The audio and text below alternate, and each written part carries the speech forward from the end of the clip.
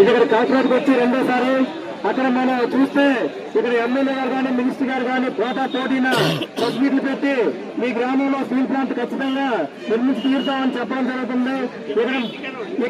ఇక్కడ మన మంత్రి మరొకసారి కానీ ఎమ్మెల్యే గాని మంత్రి గాని స్థానికంగా ఉన్న నాయకులు గాని ప్రజాప్రతినిధులు గాని ఈ స్టీల్ ప్లాంట్ విషయం ఎవరైతే ప్రస్తావిస్తారో ముందుగా వాళ్ళ ఇల్లు ముట్టడించడం జరుగుతుంది. ఇక్కడ ఎంఆర్ఓ గారికి తెలియదా, డిఆర్ఓ గారికి తెలియదా, ఆర్డీఓ గారికి తెలియదా, కలెక్టర్ గారికి తెలియదా?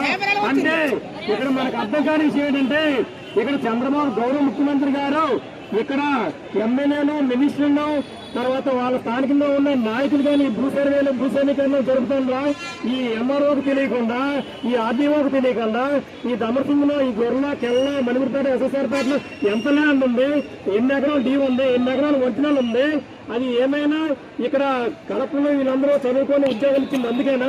ఇక్కడ ఎంఆర్ఓ ఎమ్మెల్యే మినిస్టర్లు ఇక్కడ వాళ్ళ కార్యకర్తలు వాళ్ళ చెప్పులు కానీ ఇక్కడ సర్వే జరిపి ఇక్కడ నివేదికలు పంపిస్తుండ్రు అన్న అర్థం కాని విషయం. కంపెనీ స్టార్ట్ చేస్తారా, ఎలా స్టార్ట్ చేస్తారు, మీకు ఇక్కడ భూమి ఉందన్న విషయం ఎవరు చెప్పారు, ఏ నాయకులు చెప్పారు, ఏ ఎమ్మెల్యే చెప్పారు అనే విషయం మనకు తేలాలి. తదుపరి నాకు ఒక విషయం, ఇక తల్లిదండ్రులందరూ కూడా ఇక IAS IPS MRO MDO RDO చదివించవలసిన అవసరం లేదు.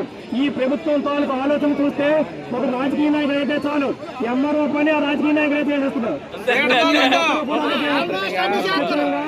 ఈసారి మన భవిష్యత్తు కార్యాచరణ అందరికీ మళ్ళీ త్వరలో మీ చాటింపు ద్వారా దండాల ద్వారా వాట్సాప్ ద్వారా ఫోన్ ద్వారా మీ గ్రామ సభ్యులకు తెలియజేస్తాం.